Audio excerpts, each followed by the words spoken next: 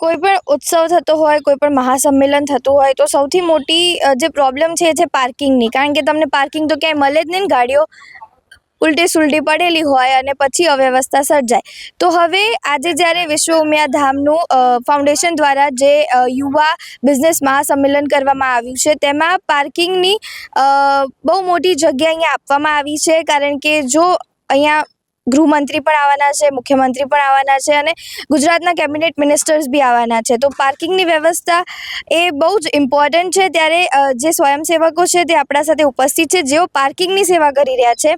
તેમને પૂછીશું કે કેટલા સ્ક્વેર યાર્ડમાં આ પાર્કિંગ ફેલાયેલું છે અને કઈ રીતે સમગ્ર આયોજન પાર્કિંગનું કરવામાં આવ્યું છે. જી સર. ટોટલ 1 લાખ સ્ક્વેર યાર્ડમાં આપણું પાર્કિંગની વ્યવસ્થા તૈયાર કરી છે. ટોટલ અમે 15 પ્લોટની અંદર પાર્કિંગની વ્યવસ્થા કરેલી છે.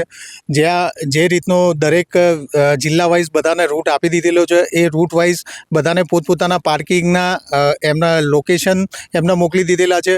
એટલે માની લો કે સુરતથી નીકળશે તો એ સુરતવાળા એમનું જે એલોટ કરેલું પાર્કિંગ હશે ત્યાં જ એ લોકો પાર્કિંગ કરશે અને ત્યાંથી વોકિંગ ડિસ્ટન્સમાં પ્રોગ્રામમાં આવી શકે એ રીતની વ્યવસ્થા અમે અહીંયા પાર્કિંગની કરેલી છે.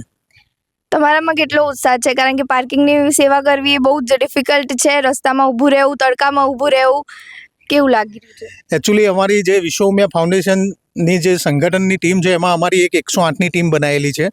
108ની ટીમ જ એ નામ જ એટલા માટે 108 આપવામાં આવ્યું છે કે જે ડિફિકલ્ટ કામ હોય એ અમારે 108ને જ કરવાના હોય છે. એટલે અમારી 108ની ટીમને આ પાર્કિંગની જવાબદારી આપવામાં આવી હતી અને અમે લોકો ખુશ છીએ કે અમને કારણ કે સૌથી આખા પ્રોગ્રામમાં જો બેસ્ટ દેખાશે તો પાર્કિંગ સારું હશે તો પ્રોગ્રામ બેસ્ટ દેખાશે. તો અમે બધા ખુશ છીએ કે અમને પાર્કિંગની જવાબદારી આપવામાં આવી છે અને અમે બધા કાર્યકર્તાઓ નિષ્ઠાથી એને એકદમ એક્ઝેક્ટલી નિભાવીશું. અત્યાર સુધી કેટલી ગાડીઓનું પાર્કિંગ થઈ ચૂક્યું છે અને આ જે આખી તમે પાર્કિંગ એરિયા બનાવ્યો છે તેમાં કેટલી ગાડીઓ પાર્ક થઈ શકે છે?